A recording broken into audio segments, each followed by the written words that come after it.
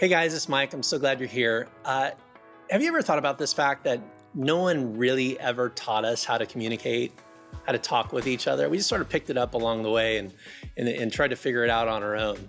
And so today I want to talk to you about how to say it strong and really communicate what you want without being a jerk. And in order for us to say it strong, we got to avoid three destructive forms of communication that a lot of us have picked up over the years. So I want to unpack those three, and then I want to give you a fourth type of communication I think will be really helpful to you.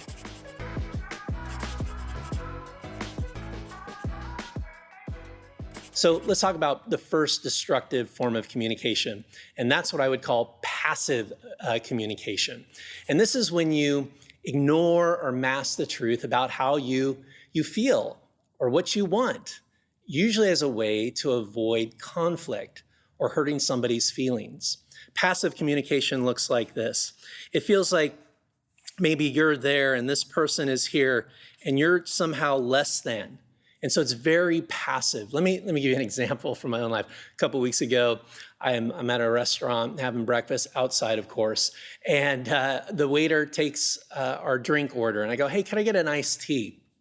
And he goes and he gets my iced tea, and when he brings the iced tea back, I'm like, "Oh my gosh, I totally forgot to ask for sweet and low, which I like to put in my tea." And I felt bad in that moment, like, oh man, I don't want to inconvenience him. I don't want to be a nag. I don't want to be that guy, right? And have him go back just for the sweetener. So guess what I did? I just drank the tea without sweetener, without the sweet and low, because I didn't want to ask the waiter for something that I wanted. That is passive communication. Passive communication feels like our needs or our wants are less than others. We feel like they're a burden in some way. And so ignoring your needs and wants is not really you being nice, it's you being dishonest. And dishonest relationships never flourish. And so passive communication, it's you down here, somebody's up there, and you don't want to be a burden. So the second form of communication that's dysfunctional or not very helpful is what we would call aggressive communication. And aggressive communication looks like this. You're up here, the other person is down there, and you're yelling, you're being aggressive. Here's the deal, bullying works until it doesn't. Aggressive communication is when you express your own wants and your own needs without any regard for the rights or the preferences of others. You're just talking down to people. You're using aggression to dominate and to overpower other people. You're using a loud voice. And this is aggressive communication. A lot of us learn this way from our parents or in our home. This is how we think we should communicate, but it's incredibly dysfunctional. The other thing that's true about aggressive communication is that really it's just a way to cover up and deal with our own insecurities and our own fears. We don't have to use this style of communication. It's not helpful and it's not going to get you what you want.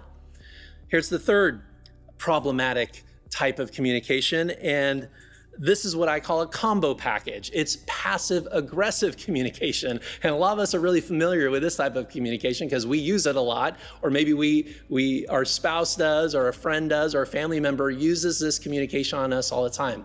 And this is where we're stuck between fear and anger. It's a combination of the passive and aggressive. It's a horrible combination. And the passive-aggressive person is basically too afraid to be honest, and too angry to be quiet. So what do? I tend to use passive-aggressive communication sometimes. We resort to veiled threats and sarcastic humor to make our point and to express ourselves. And passive-aggressive communication looks like this. If you're here, it's kind of up and down, and then communication gets there. It's aggressive, it's passive, it's sarcastic. It's just a bad combination.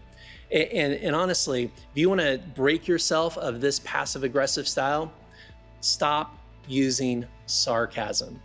Sarcasm is one of the great tools of passive-aggressive communication, but sarcasm is a communication crutch.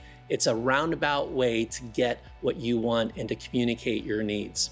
So we've got passive, we got aggressive, we got passive-aggressive communication. all of those don't work very well, let me give you the one that does. And that's what I call assertive communication. And assertive communication is the combination of honesty and respect. Those two coming together, having the courage to speak your mind and express your wants and to do it in a way that's respectful to others. In fact, assertive communication looks like this. It's not a up, it's not a down, it's not an up and down line. It's a straight, efficient, clear way to communicate with somebody else. Assertive. Honesty and respect coming together.